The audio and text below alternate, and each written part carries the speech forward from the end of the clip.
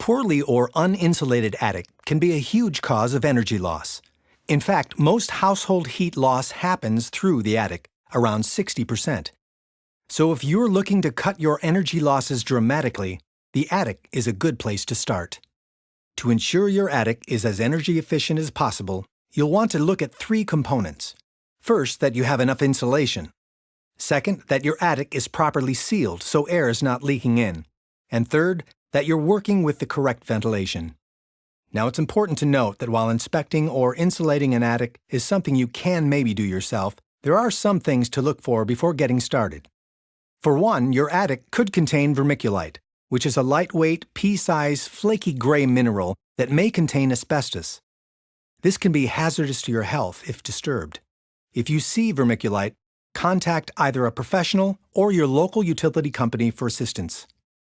Some other reasons to contact your local utility or an experienced contractor are if you see wet or damp insulation, moldy or rotted attic rafters or floor joists, dryer vents that exhaust moist air directly into the attic space instead of outdoors, little or no attic ventilation, knob and tube wiring, usually only found in households pre-1930, and unsealed and uninsulated recessed can lights. Also, if you have a history of ice dams in the winter, this can be an indication of serious air leaks, and you'll want to get a professional involved. To begin your attic inspection, locate the entrance of your attic and simply poke your head in. Get a ladder if needed. Look across the span of your attic. If you can see your floor joists, you most likely need to add more insulation, as it should not be below or level with the joists. Also, oftentimes there is enough insulation in the middle of the attic, but not so much along the edges. The insulation you see should be evenly distributed with no low spots.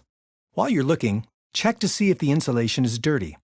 This is a good indication that air is moving through it, which means you have an air leak. Air leaks in your attic should be properly sealed.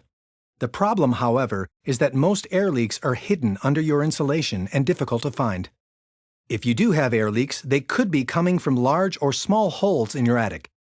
Focus on finding the big ones first, as this will save you the most in energy and money. The last thing to check for is that your attic is well ventilated. One of the biggest and most common mistakes that occur when insulating an attic is that attic vents are covered by insulation, therefore blocking the flow of air. It's important that your vents allow for a natural flow all year long. In the winter, these vents help keep the attic cold, which is important because it prevents the potential of ice damming when snow on your roof melts, collects in your gutters, and creates an ice dam that can damage your roof. In the summer, this ventilation helps move heated air out of the attic, protecting your roof shingles and removing moisture. Proper insulation will help both of these processes as well. You may also have an attic fan that helps move the airflow in and out of the attic. If your vents are covered, the fan can actually work against you, sucking cool air out of the house, using more energy, and making your air conditioner work harder. So keeping your attic vents open is just as important as the insulation process. Insulating your attic, sealing air leaks, and making sure your vents are open to natural airflow are all something you can do on your own. But we do encourage you to know what you're looking for before getting started. And the best way to do that is to contact a professional or your local utility company for their assistance.